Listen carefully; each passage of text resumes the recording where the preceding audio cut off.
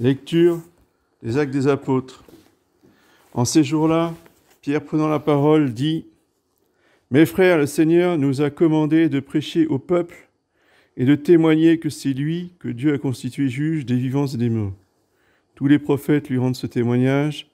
Tous ceux qui croient en lui reçoivent par son nom la rémission des péchés. » Comme Pierre parlait encore, l'Esprit Saint tomba sur tous ceux qui écoutaient la parole.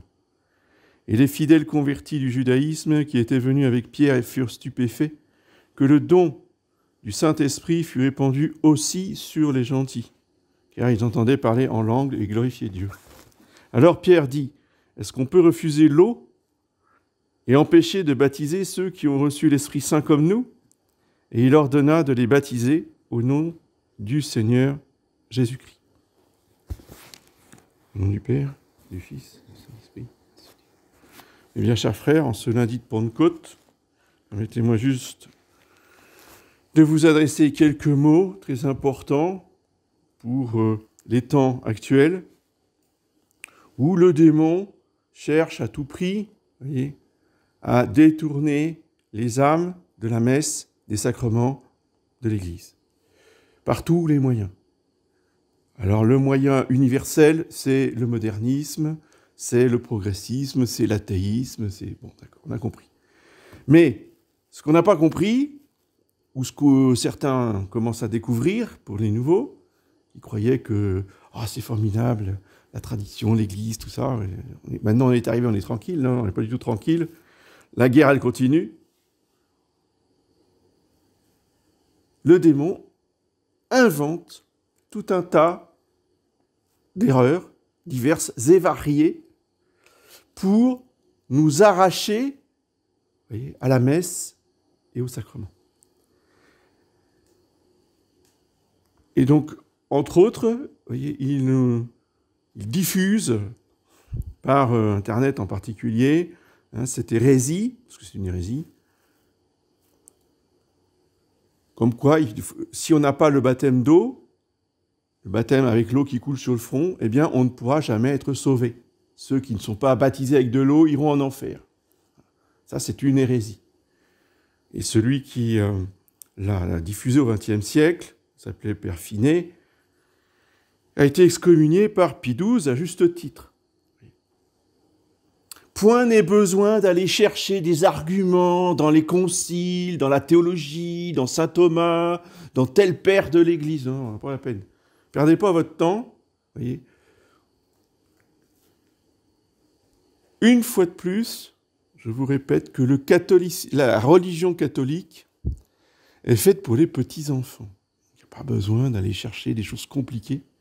Vous prenez l'épître de ce matin, dans l'hébreu de ce matin-là, vous mettez une marque, voyez, pour l'avoir toujours sous la main.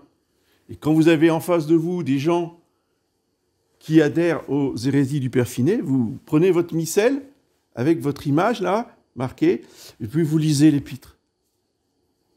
L'épître est lumineuse. C'est la parole de Dieu. Si vous n'êtes pas d'accord avec ça, il faut dire, vous êtes plus catholique, il n'y a pas besoin d'aller chercher un concile quelconque. Que nous dit saint Pierre dans les Actes des Apôtres?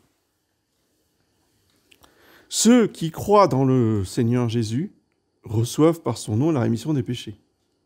C'est la foi qui fait que le païen, qui n'est pas baptisé, va recevoir la rémission des péchés. D'accord ? Il n'y a pas besoin d'attendre qu'il y ait de l'eau qui coule sur son front. Non seulement ses péchés sont remis, mais le Saint-Esprit lui est donné. Il est habité par le Saint-Esprit, donc par la Sainte Trinité, comme nous. Et il a pas reçu le baptême. Alors, il y en a que ça choque. Oui, les Juifs de l'époque, ils étaient scandalisés. C'est marqué par... Saint Pierre le dit. Les Juifs qui étaient là, convertis du judaïsme. Donc, le problème des convertis, c'est qu'ils ne connaissent pas, ils découvrent. Donc, il y a des choses qui peuvent les choquer. Et là, ils étaient stupéfaits, parce qu'ils disaient, mais comment ça se fait? Comment ça se fait que quoi? Comment ça se fait que le don du Saint-Esprit fut répandu aussi sur les gentils, car ils les entendaient parler en langue et glorifier Dieu. Mais comment c'est possible? Ces gens-là, ils adorent les idoles et ils sont habités par le Saint-Esprit.